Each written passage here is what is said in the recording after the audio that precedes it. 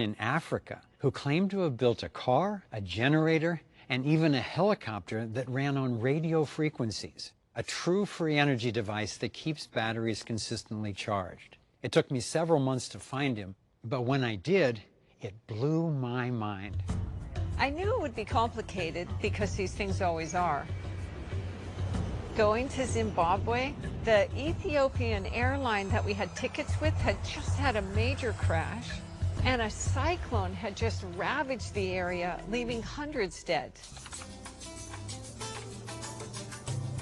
Well, we're sitting in a hotel in Harare, Zimbabwe this morning. We're here today to start the vetting process and find out, okay, what's real? Over 95% of the time, these things aren't what they claim to be. This time we took engineer Nils Rognerud to assist with the vetting. When Nils and I arrived and met Maxwell, I was very impressed with just what a gentle, true-seeming soul he was. And then the next morning, we went to see the device, and he gave us a full tour. I was practically ecstatic. It was such a beautiful, elegant device. What we're looking at is called the green power off-grid machine. It is 0.5 megawatt, and we are relying with the radio frequency. We harness the radio frequency, convert it into pure energy that is useful. It is called a microsonic energy device. A microsonic energy device, it is the generator in this machine. For people who are not familiar with this, 0.5 megawatt, how much will that power in terms of a house or a community or what? We're talking of about 300 standard house homes, yeah. Okay. That you can power with one machine. So there's no oil burning, there's no fires going on or anything, so where's the energy coming from? We're harnessing it straight away from the natural energy that God has just put in the on our earth. Yeah, the radio frequency. So nothing unusual, but the main point is that a meter away there's no frequencies being transmitted from a microwave tower next to the park we're standing in. It's a poignant day for us here, and amidst the excitement of seeing this for the first time, a couple of strangers showed up on the site where we were being shown these devices, and Maxwell, the inventor, took us aside as soon as he could and said, these guys are from the government, and I didn't know they were coming. Unfortunately, we're truly concerned about this gentleman, and we're just going to take every precaution that we can to keep ourselves safe, to keep him safe, and to keep this knowledge safe. The microphone we had on Maxwell picked up the conversation that he had with one of the officials. So we quickly got the tape translated and found out that the government official was promising Maxwell a power purchase agreement where the government would pay him for generating energy for the country. It was good corroboration that they believed he had what he claimed, although Maxwell didn't trust him because the government had already put him in prison in an effort to steal his technology. In fact, when Maxwell was put in prison, he was put in a cell with one of the richest guys in Zimbabwe, a man named Genius, that's his real name, whom the government had jailed to extort more money from. Maxwell was in great despair and praying for like 5 or 6 hours at a time. It was driving Genius crazy, and he was saying, "Why are you praying so much? Shut up." Finally, they ended up talking, and Genius was impressed and said, "Okay, I'll help you, man."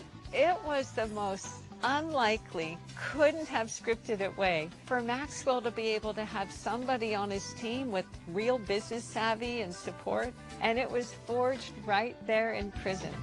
I love that. So when you're in prison, Maxwell was praying now and then. So I'm asking, but why do you pray like that? It's too much. From the time I have known him, I've learned a lot from him. He sees people, I think, the way God sees people. I think you saw it when you were driving. People can just block his way. Not to attack him, but everyone likes him. If you just deal with the right people, me and Maxwell will take this to another level. We were feeling very excited about our progress with Maxwell and hoped that we would soon be able to conduct a thorough vetting of the device. However, we started running into issues. Suspicions of our motives and intentions were starting to circulate amongst Maxwell's advisors. So Maxwell sent this note saying, "Hi Foster, we have talked and I'm advised that the further tests you requested won't be possible because of a number of issues such as 1. Where it's intended to be used, if on investors." The single most important thing of all this to me is we do the duration test so we find out, do we think that this technology is real as claimed or not? Absolutely.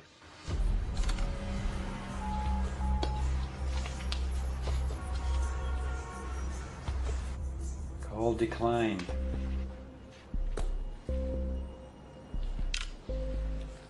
Okay then. So I'm trying to get in touch with Maxwell because we're down to our last day once again. In the next few hours we need to make a decision. Are we going to change reservations once again and stay over, which is going to be a real hit on our budget. But this is what it takes.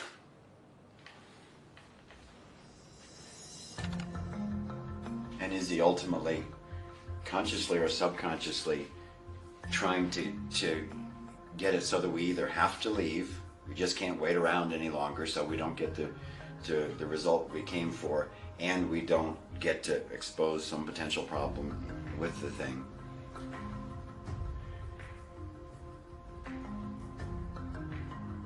I don't know either. For me, the low point of that whole trip to Zimbabwe was when we had been waiting in the hotel room for a number of days and we were getting these texts with kind of false accusations and suspicions. And then one came in and said, "When's your plane? You should just go." That was like the moment of, okay, he's not just stalling, he's saying, go away. So that's when I really had to search deep inside myself for, can I put up with this? Do I think he has the capability to actually come around? But both of those things get resolved for me, and I don't know if he's going to come around, but I know that I'm true. His suspicions are false, so that if I can just hang in there and actually get into reality again with him, at least we've got a shot. And I pictured being on the plane, going home with a complete failure, and not knowing, and the possibility that this was maybe the best energy device I've ever seen, and we got kicked out based on misunderstandings. That was so much more horrible to me than the obnoxious need to wait and the expenses that were being accrued in the process of it. Just when our hope was beginning to fade, we received a text from Maxwell. He was ready for us to conduct a full vetting of the device. We're not sure what had changed, but we were excited and ready to go. One final hurdle was finding some additional batteries the inventor needed for the test. Okay, so we're trying to come up with enough money to buy the rest of the batteries that the inventor needs to do the test this afternoon before we're supposed to leave tomorrow.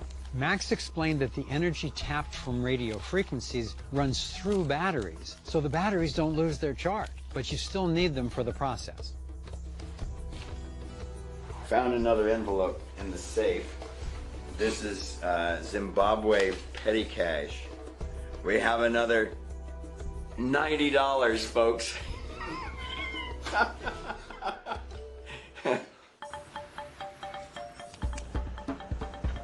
Biggest boss.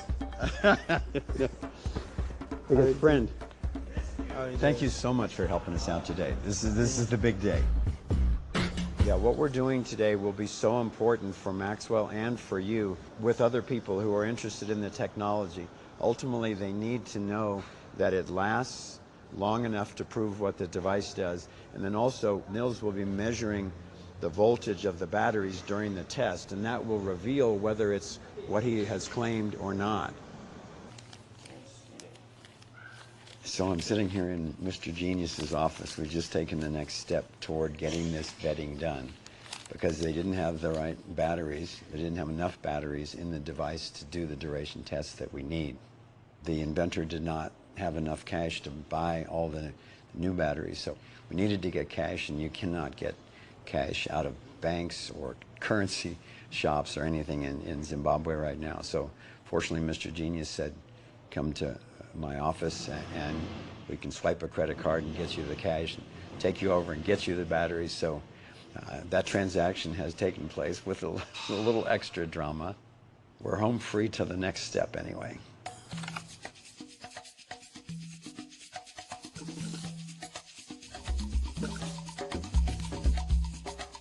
Big Blue started at 4:36 p.m. We're here with Maxwell, and the test is starting. Once we arrived on site, our goal for the vetting was to establish that the device could power a welding machine, which uses a lot of electricity very quickly, for long enough that it couldn't be running on batteries alone. So you were asking where the energy came from. You mentioned the other day the sun, but it's not like solar energy. No, right? it's not. We're not using solar energy because this one is not even affected with clouds, light, and things like that. It just works. So the energy, the radio frequencies that you're harnessing, are they there in space, in the field all the time? Yes, they are. From the first day we started testing the machine, we have been analyzing and we saw that the radio frequency is there. But one thing that we want to know for sure is it alien or is it God? Is it man-made from another planet or is it from God? That's where we need, I think, scientific people to define exactly. But we know the radio frequency, we have everything. If it's still a fully charged battery, the test is successful. It's not screws. Oh, that's 217. 0.9. That's perfect. We get it. So that's the 18 batteries. Yeah, that's the 18 batteries. So that's higher than the nominal voltage. Dude! Wow! So much. That is awesome. That's 18 volt batteries. So it has higher voltage. Thank you. Give us 2 thumbs up. Thank you so much. One final check of the battery voltage revealed a shocking result. Not only had the machine outlasted the expected battery life, but the batteries were still fully charged. This proved that the device was being powered from an unknown energy source. Thank you. This is one of the happiest days of my life, Thank you. and I am so proud of this man who has gone through so much. He's listened to the voice of the divine coming through him, and he's done whatever it takes to bring this through for humanity. So congratulations, my friend. Thank you so much. Ah. Now we're gonna get you well. I got your emojis. We just finished, just got back to the hotel after a completely successful vetting. Oh my God. I really want to honor that this could not have happened without you. Every one of us would have left that situation. I am just super, super grateful for that. And I'm super grateful that we have an opportunity for people to see it because it helps people so much to know what's possible. The test we did yesterday is historic. I still am digesting it because it basically means the end of fossil fuels.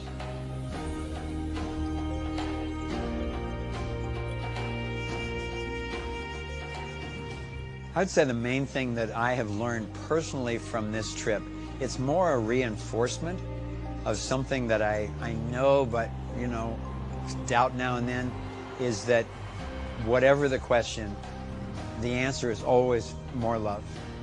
Because our relationship with this inventor was on the rocks. You know, it was tempting to just say, hey, I came to help you. If you don't want it, we're out of here. And I know from past experience that, you know, wait through that. That's not a great emotional place to make a decision from. And we just kept telling him the truth, even when he didn't believe it, and then loving him even when he couldn't allow it in. And at the end, being with us, he could see that number one, our motives were true, and number two, we were treating him with love. We've spent the last 8 years traveling the globe in search of insights and technologies that could radically transform our world. And we found them. So why don't we all have access to these promising breakthroughs?